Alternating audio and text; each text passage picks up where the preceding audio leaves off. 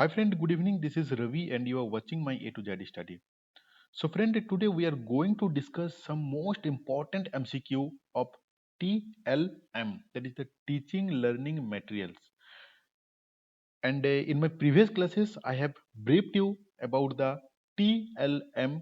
So if you have not attended my previous classes, then please go through my description box where you will get the links of these two video, because without seeing that video you will be not able to understand the content. So description box में उसका link दिया हुआ है, जरूर देख लें। Because जब तक आप उसको नहीं देखोगे, जब तक उसका कॉन्सेप्ट आप नहीं समझोगे, तो एमसीक्यू करने में आपको दिक्कत होगा। और आज मैं जितना भी एमसीक्यू लिया हूं, जितना क्वेश्चन मैं लिया हूं, सारे क्वेश्चन आपका सीटेट में आ चुका है। तो आइए हम लोग एक एक करके आगे बढ़ते हैं। फर्स्ट क्वेश्चन है हम लोगों का कि type of text media are, text media क्या है। पहला ऑप्शन दिया है कि audio disc and tape, illustration and diagram. Next दिया है मोशन पिक्चर एंड डॉक्यूमेंट्रीज। और फोर्थ क्वेश्चन दिया है हम लोगों का डिजिटल ई बुक्स और ई जर्नल। दोस्तों टेक्स्ट मीडिया क्या है? टेक्स्ट मीडिया हम लोग जो भी चीज मैसेज में टाइप करते हैं ना, वो चाहे आपका व्हाट्सअप हो, चाहे वो आपका मैसेज के द्वारा, उसी को हम लोग टेक्स्ट मीडिया बोलते हैं। तो ये चारों ऑप्शन में से जो डिजिटल ई बुक्स और ई जर्नल है, वही है आपका टेक्स्ट मीडिया। ये ऑलरेडी आपका सीटेट 2014 में आ चुका है, फरवरी में। ठीक है। Next question, an activity that required a class to design and present a power point on the importance of the water conservation in a target language is dash activity। क्या बोल रहा है कि एक क्लासरूम में डिजाइन किया जा रहा है जहां पे एक पावर पॉइंट को प्रेजेंट करना है। किसके बारे में?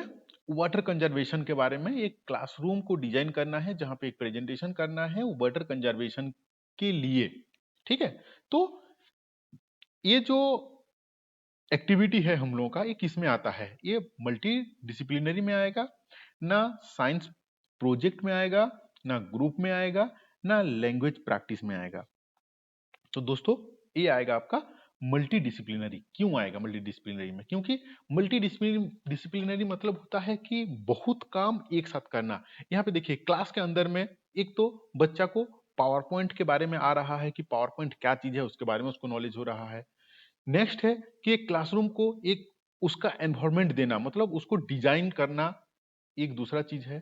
तीसरा है क्या है कि वाटर कंजर्वेशन के बारे में उस पावर पॉइंट में दिखाना। तो बच्चा यहाँ पे क्या हो रहा है कि वाटर कंजर्वेशन के बारे में भी जान रहा है, इसीलिए ये मल्टी डिसिप्लिनरी, ये उसका सही आंसर है। दोस्तों पैथागोगी पार्ट एक इतना इंपॉर्टेंट पार्ट है, ये सिर्फ आपका इंग्लिश नहीं, ये मैथ हो, चाहे ईवीएस हो, चाहे सीडीपी हो, चाहे कोई भी लैंग्वेज में हो, सारे का जो पैथागोगी पार्ट होते हैं वो मोस्टली इक्विवेलेंट होते हैं। सो ये मतलब अगर आप इसके में, अगर आपका कंटेंट आपका सही रहेगा, आपका कॉन्सेप्ट इसमें क्लियर रहेगा, तो आशा करता हूं कि आपको बहुत ही एक अच्छा नंबर मिलने वाला है, क्योंकि पैथागोगी से ही आपका 50% नंबर आता है। ठीक है। तो अगर 5 सब्जेक्ट का 15-15 करके नंबर आपका है, तो आप सोच लीजिए कि आपका नंबर कहाँ पहुंचेगा। इसीलिए मैं हर एक समय पैथागोगी के ऊपर ज्यादा ध्यान देता हूं। तो बिल्कुल स्किप मत कीजिए, जुड़े रहिए, हम आपको बिल्कुल सक्सेस दिलाएंगे। नेक्स्ट क्वेश्चन में आते हैं। Group project work helps in developing. Group project जो होता है वो क्या डेवलप करता है? A high level of ambition to achieve collaboration, critical thinking and problem solving. ये ना competition among learner to excel in academic, ना good memory in a young learners. Group project work जो होता है वो हम लोगों का क्या इंप्रूव करता है, क्या डेवलपमेंट करता है?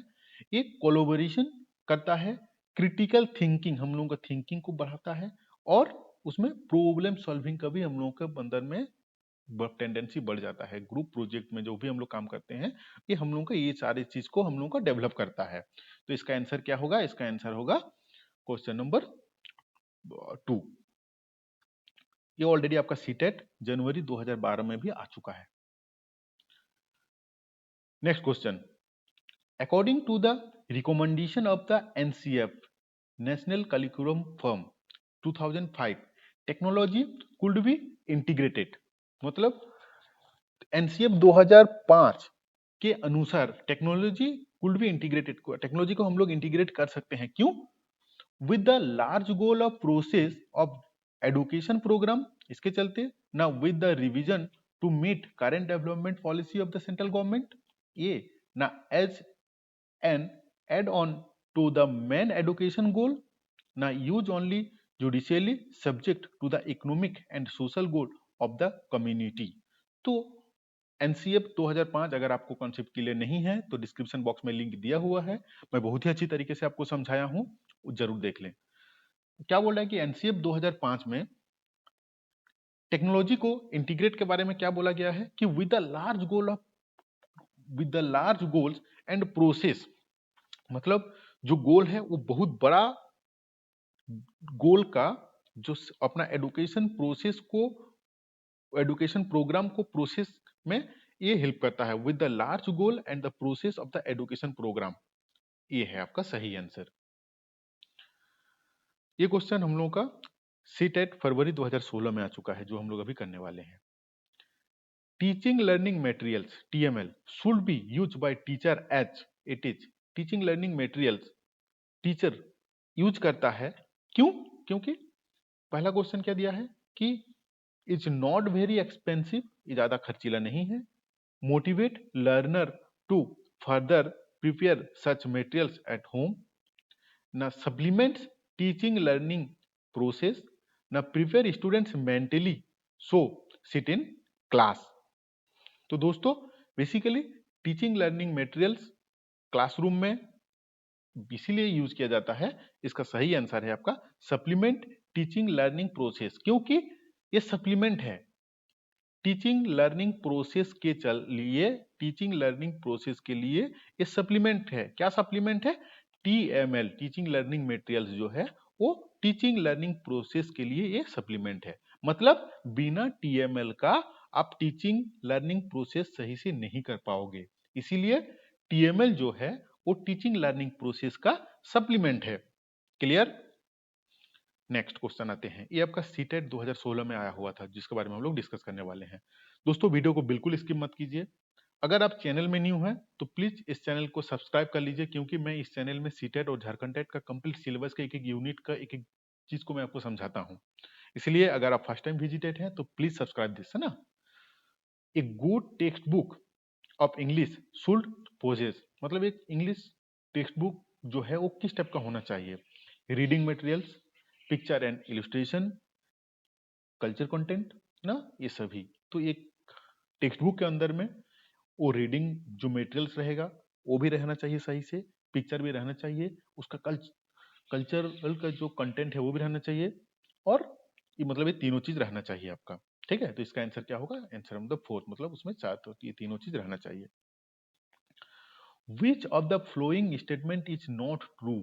दोस्तों ध्यान से सुनिए, ये क्या बोल रहा है कि इसमें बच्चा कंफ्यूज हो जाता है कि यस और नो में, which of the following statement is not true, इसमें से कौन सा स्टेटमेंट जो है वो सही नहीं है टीएमएल का केस में।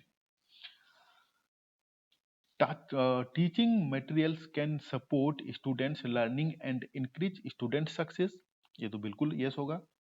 Teaching materials should be selected keeping in mind the objective of the English, ये भी बिल्कुल सही है। Teaching materials do not support learning, ये दिखा रहा है, ये गलत है, ये बोल रहा है कि टीचिंग मटेरियल्स जो है वो सपोर्ट ही नहीं करता है लर्निंग को, जो कि गलत स्टेटमेंट है। और teaching materials serve the resources to the teacher, इसको पढ़ने का जरूरत भी नहीं है। और तो हम लोगों का आंसर नंबर कौन सा हुआ? क्वेश्चन नंबर हम लोगों का ये आंसर नंबर हो गया क्वेश्चन नंबर 3, ये जो है ये बिल्कुल सही नहीं है। A good teaching learning materials can based, ये क्वेश्चन जो है आपका सितंबर 2016 में आया हुआ था। ठीक है, क्या बोल रहा है? ये good teaching learning materials can based, ये बेस्ड हो सकता है किसमें? Be a source of entertainment, source of entertainment में सोर्स अच्छा हो सकता है। Help the teacher to transact the materials without any modification, ना help the learner acquires a language, ना facilitate the teaching learning process. दोस्तों मैं इस एक तो सिमिलरिटी है ये क्वेश्चन में, और इससे पहले एक तो क्वेश्चन था उसमें, दोनों में सिमिलरिटी है क्या कि टीचिंग लर्निंग मटेरियल जो है वो बेस्ड किस में है दोस्तों, टीचिंग लर्निंग प्रोसेस जो है इसमें आपका टीएमएल का रोल है। बिना टीएमएल का टीचिंग लर्निंग नहीं हो सकता है। तो क्या है कि ये फैसिलिटेट कर रहा है, कौन फैसिलिटेट कर रहा है, टीचिंग टीएमएल, टीएमएल फैसिलिटेट कर रहा है टीचिंग लर्निंग प्रोसेस को। तो इसका आंसर होगा आपका क्वेश्चन नंबर 4। नेक्स्ट में आते हैं, teaching learning materials should be selected according to their availability of the respective area, the objective of teaching, their cost, na none of this. Teaching learning materials should be selected, ये किसमें selected होना चाहिए ना, the objective of teaching. अभी हम लोग का objective क्या है टीचिंग का, अगर हम साइंस पढ़ा रहे हैं तो उसके लिए हमको साइंस का टीएमएल चाहिए, अगर हम लैंग्वेज पढ़ा रहे हैं तो उसके लिए लैंग्वेज के लिए, अगर हम मैथ पढ़ा रहे हैं तो हमको मैथ के लिए टीएमएल का जरूरत पड़ता है। तो ये हम लोग का क्वेश्चन नंबर 2 होगा, ये हम लोग आपका है सही आंसर। तो दोस्तों मैं इसी तरीके से आपको जो प्रीवियस क्वेश्चन का कुछ इंपॉर्टेंट सिलेक्टिव क्वेश्चन को मैं आपको एमसीक्यू में कराऊंगा। दोस्तों अगर चैनल में न्यू है फर्स्ट टाइम तो प्लीज इसको सब्सक्राइब कर लीजिए। Thank you to watching this video.